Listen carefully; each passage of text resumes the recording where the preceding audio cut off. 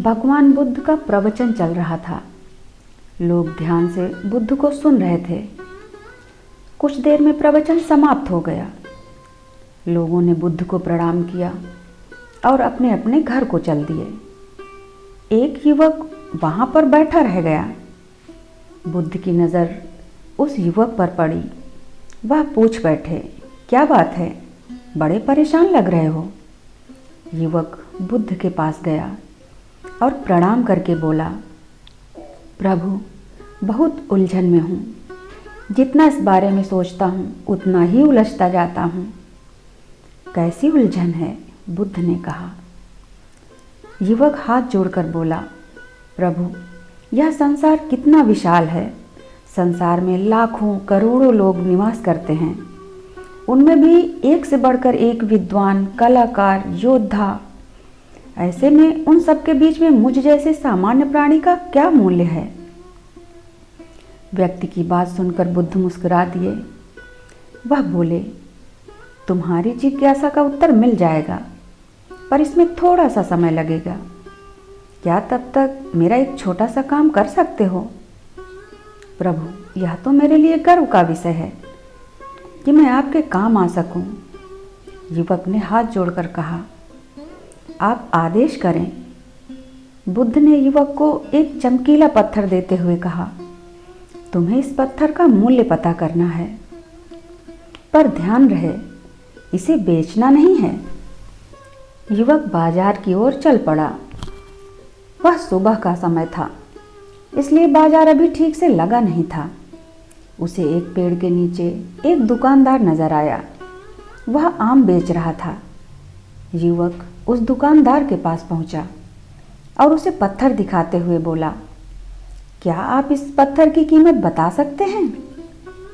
दुकानदार पत्थर की चमक देखकर समझ गया कि अवश्य ही यह कोई कीमती पत्थर है।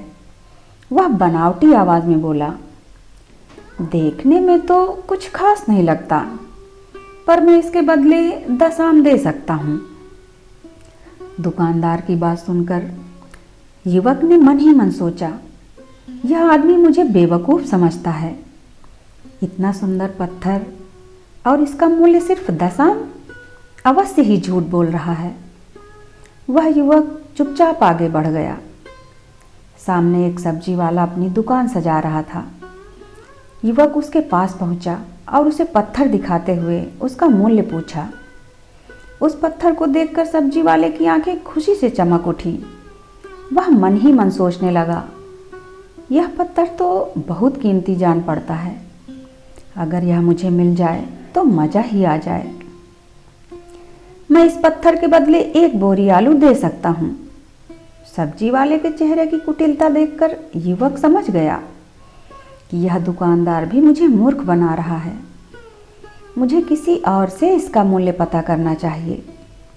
यह सोचता हुआ युवक आगे बढ़ गया। वह इधर उधर किसी ऐसे व्यक्ति को खोजने लगा जो जानकार हो और उस पत्थर का सही मूल्य बता सके। युवक को लग रहा था कि अवश्य ही कोई कीमती पत्थर है। शायद कोई जौहरी इसका सही मूल्य बता सके। यह सोचता हुआ युवक एक जौहरी की दुकान पर पहुंचा। जौहरी अपनी दुकान को अभी खोल ही रहा था। उसने युवक को अपनी दुकान की ओर आते हुए दूर से देख लिया था। साथ ही उसने युवक का हुलिया देखकर यह भी भांप लिया था कि यह कोई गरीब व्यक्ति है जो संभवतः कोई गहना बेचने आया होगा। जौहरी ने हाथ जोड़कर युवक को नमस्कार किया और मुस्कुरा कर पूछा, बताएं महोदय, मैं आपकी क्या सेवा कर सकता हूँ? युवक बुद्ध का दिया पत्थर अपनी हथेली पर रखकर बोला, इसका मूल्य पता करना था। पत्थर को देखते ही जौहरी उसे पहचान गया कि यह बेशकीमती पत्थर जो किस्मत वालों को ही मिलता है। वह बोला, पत्थर मुझे दे दो और मुझसे 1000 रुपये ले लो। अब उसे पत्थर का मूल्य ज्ञात हो गया था, इसलिए वह बुद्ध के पास जाने के लिए मुड़ गया। जौहरी ने उसे पीछे से आवाज लगाई, अरे रुको तो भाई, मैं इसके 50,000 रुपये दे सकता हूँ। युवक को वह पत्थर बेचना तो था नहीं, इसलिए वह रुका नहीं और दुकान के बाहर आ गया। पर जौहरी भी कम चालाक नहीं था। वह उस अनमोल पत्थर को किसी भी कीमत पर अपने हाथ से जाने नहीं देना चाहता था। वह दौड़ कर आया और हाथ जोड़कर बोला, तुम यह पत्थर मुझे दे दो, मैं इसके बदले 1,00,000 रुपए देने को तैयार हूँ। युवक को जौहरी की बातों में अब कोई रुचि नहीं रह गई थी। वह जल्द से जल्द बुद्ध के पास पहुंच जाना चाहता था, इसलिए ना तो वह रुका और ना ही उसने जौहरी की बात का कोई जवाब दिया। वह तेज तेज कदमों से बुद्ध के आश्रम की ओर चल पड़ा। जौहरी ने पीछे से आवाज लगाई, यह अत्यंत मूल्यवान पत्थर है, अनमोल है, तुम जितने पैसे कहोगे मैं दे दूंगा। यह सुनकर वह युवक परेशान हो गया। उसे लगा कि कहीं पत्थर के लालच में जौहरी उसे पकड़कर जबरदस्ती न करने लगे, इसलिए वह तेजी से आश्रम की ओर दौड़ पड़ा। युवक जब बुद्ध के पास पहुंचा तो वह बुरी तरह से हाँफ रहा था।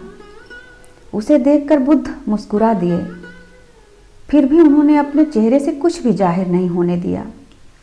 वह बोले, क्या बात है, तुम कुछ डरे हुए से लग रहे हो। युवक ने बुद्ध को प्रणाम किया और सारी बात कह सुनाई। साथ ही उसने वह पत्थर भी उन्हें वापस कर दिया। बुद्ध बोले, आम वाले ने इसका मूल्य 10 आम बताया, आलू वाले ने 1 बोरी आलू और जौहरी ने बताया कि यह अनमोल है। इस पत्थर के गुण जिसने जितने समझे उसने इसका मूल्य उसी हिसाब से लगाया। ऐसे ही यह जीवन भी है।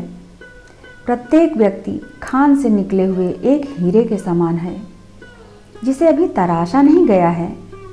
जैसे जैसे समय की धार व्यक्ति को तराशती जाती है, व्यक्ति की कीमत बढ़ती जाती है। यह दुनिया व्यक्ति को जितना पहचान पाती है, उसे उतनी ही महत्ता देती है।